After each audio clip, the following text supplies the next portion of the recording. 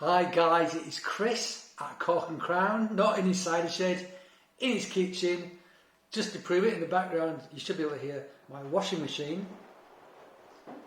If you can hear that, that's the washing machine on the go, doing a lot of laundry. So back in the kitchen with another cider to try, and this one is the last one. This is the last one from Tor Cider Company. And it's a special one. It's very different to what we've done so far because there's a clue as to why. It is a big sparkling cider, big bottle of sparkling cider, traditional method, therefore champagne method, but you can't call it champagne method because they're not doing it in Champagne, they're doing it in Somerset. It's quite different. It's also made from Braeburn, I think is the varietal, so a culinary apple, eating apple. Braeburn. It's quite a dry eating apple. It's got some, decent acidity to it, but low on tannins and stuff.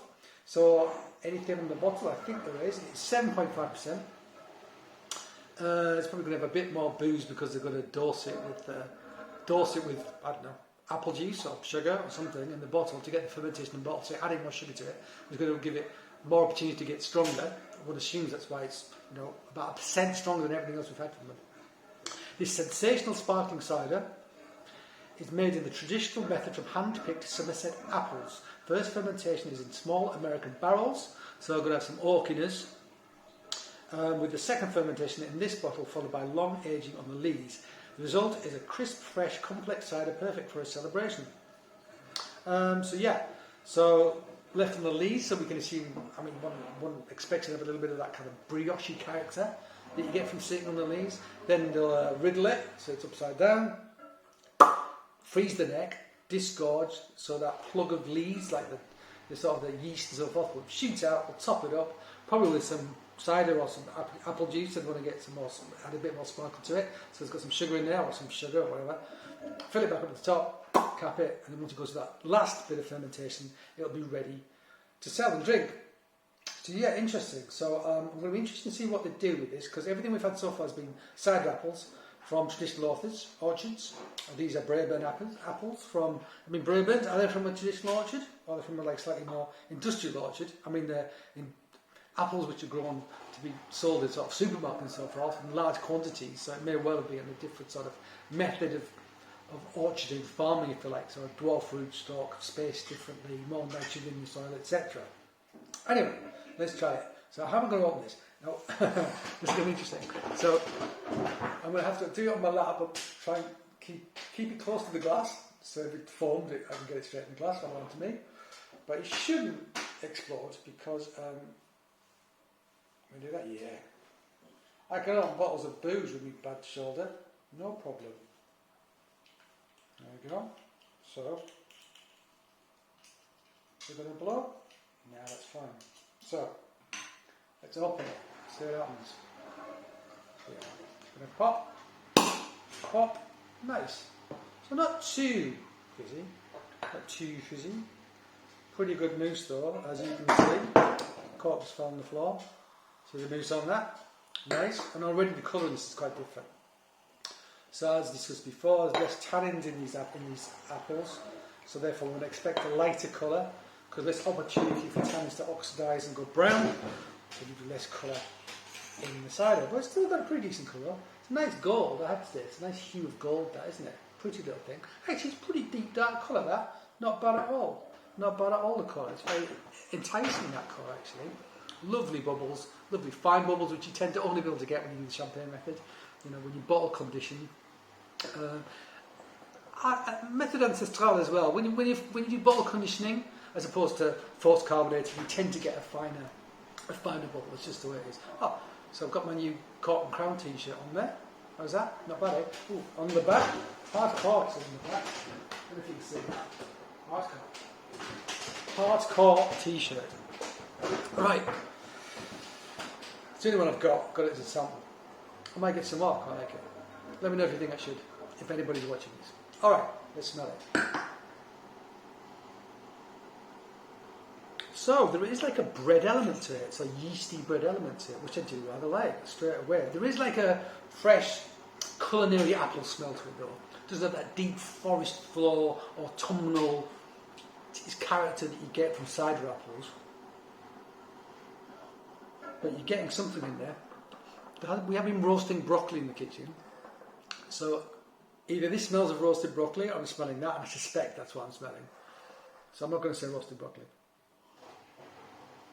Yeah, there is a kind of a fresh, bright apple character to it, but then beneath that, you get some of that oak, that kind of slightly vanilla, honey richness, and you get a slight pastry element as well, which I suspect from sitting on the leaves, basically. So, not bad.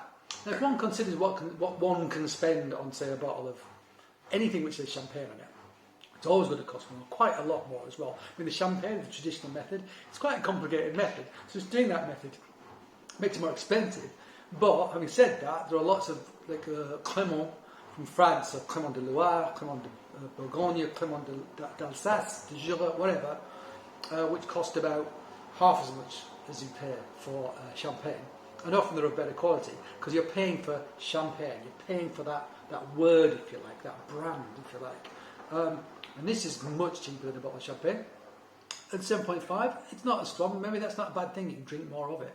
So let's say it stands up to say it's champagne brethren.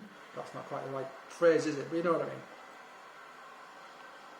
Let's taste it. Let's taste it. I'm actually looking forward to this. That colour is actually very inviting. I like it.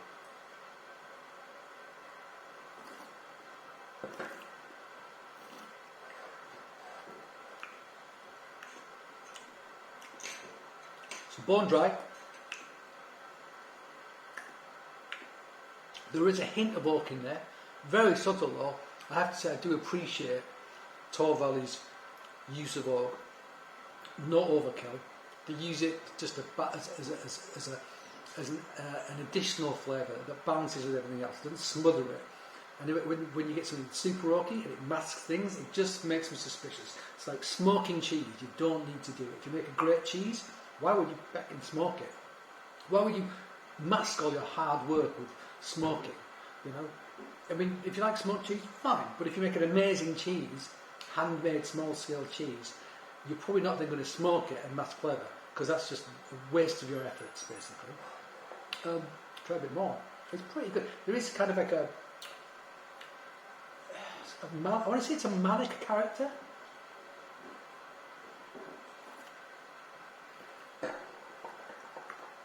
But I can't tell if that's just because it's kind of lemoniness, actually.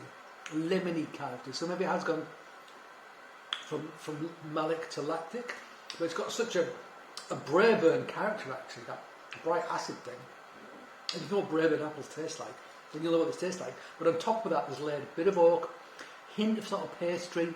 It is bright, it is refreshing. It's alright, I mean, it's alright. I'm pretty good, actually. And I'm not one for using dessert apples generally for making cider. I just don't think they bring as much to the party generally, and that's my palate.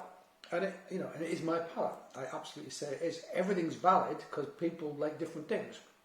But for me, I will also qualify and say it's not my thing. So one always has to take that into account when I'm assessing something that's made with dessert apples. However, this I think has got other things going on, just little layers of it. It's just like. And that vanilla with apple, when you think about like apple pie or something, a vanilla thing, or vanilla custard with apple pie, Jesus Christ, what a great thing. So vanilla and apple do go well together. And I think in this, it's showing that, it's demonstrating that works as a pairing.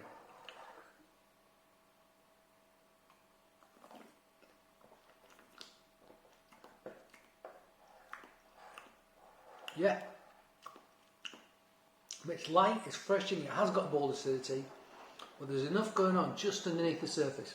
Just underneath. That acidity is balanced just with those other subtleties that I think it works pretty well. Yeah, nice one. I mean, these guys do sparkling wine, so they should know what they're doing. You know, they're not taking a journey into an unknown with this process because they do champagne method with their sparkling wines. I'm pretty sure on their Ferny Castle Vineyard website, I did see there were sparkling wines on there.